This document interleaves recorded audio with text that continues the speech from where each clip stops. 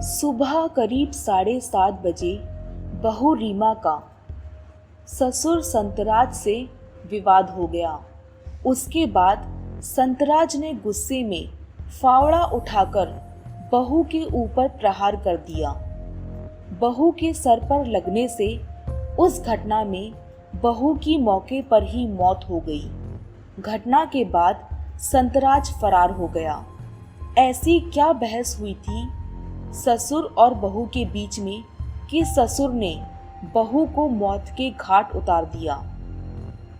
इस कहानी के बारे में आइए हम आगे जानते हैं, लेकिन उससे पहले अगर आपने हमारे इस चैनल क्रिमिनोलॉजी को सब्सक्राइब नहीं किया है तो उसे सब्सक्राइब करके बेल आइकन पर क्लिक कर दें ताकि आपको आगे आने वाली सच्ची घटनाओं पर आधारित कहानियों की वीडियोस की अपडेट मिलती रहे।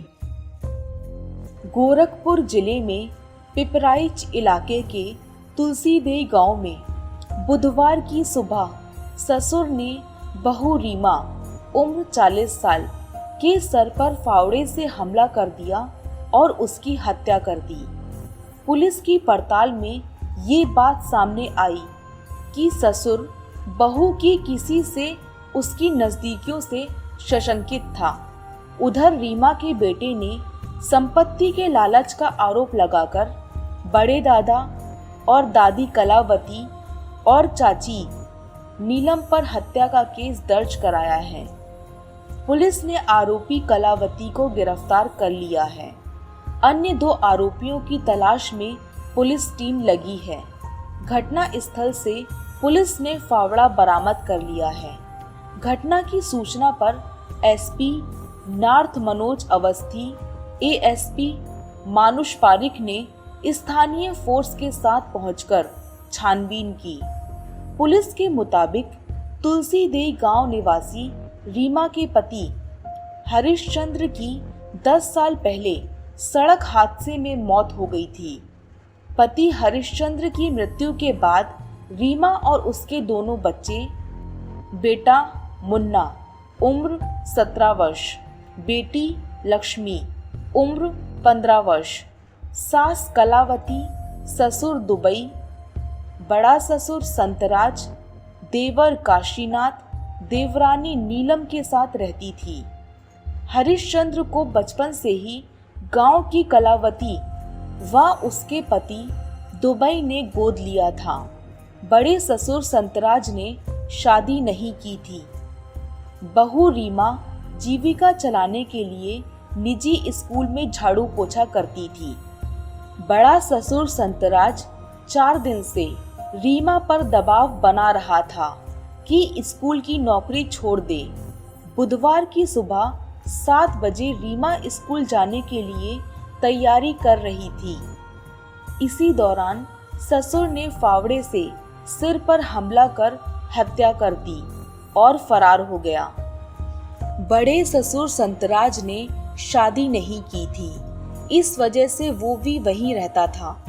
हरिश्चंद्र की पत्नी रीमा अपने बड़े ससुर संतराज, कथित सास कलावती व देवरानी नीलम के साथ ही रहती थी। रीमा ने बच्चों की परवरिश के लिए एक निजी स्कूल में झाड़ू पोछा करती थी। स्कूल में ऑटो चलाने वाला युवक भी अक्सर रीमा को लेने के लिए आ जाया करता था।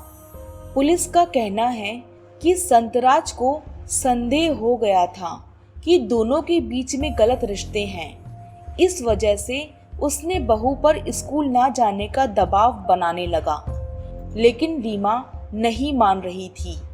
इस बात को लेकर मंगलवार की रात में विवाद हुआ, लेकिन बुधवार सुबह रीमा फिर स्कूल जाने की तैयारी में थी। वो खाना बना रही थी। तभी सीमा के बड़े ससुर संतराज आ गए और फावड़े से सर पर हमला कर मौत के घाट उतार दिया। घटना के वक्त रीमा का बेटा जो 10वीं क्लास में पढ़ता है और बेटी मुन्नी जो 8वीं क्लास में पढ़ती है, सुबह स्कूल चले गए थे।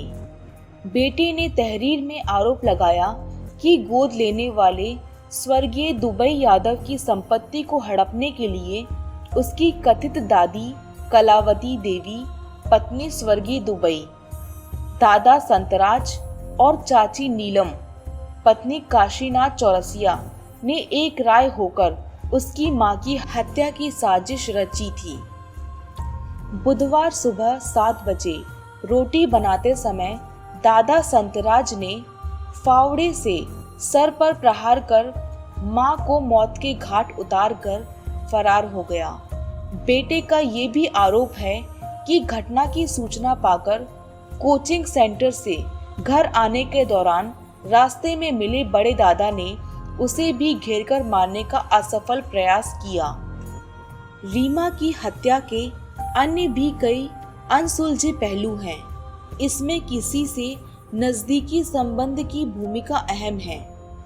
ग्रामीणों की माने तो आरोपी महिला कलावती की पहली शादी करीब 40 साल पहले तुलसीदेई निवासी गुग्गू प्रजापति के साथ हुई थी।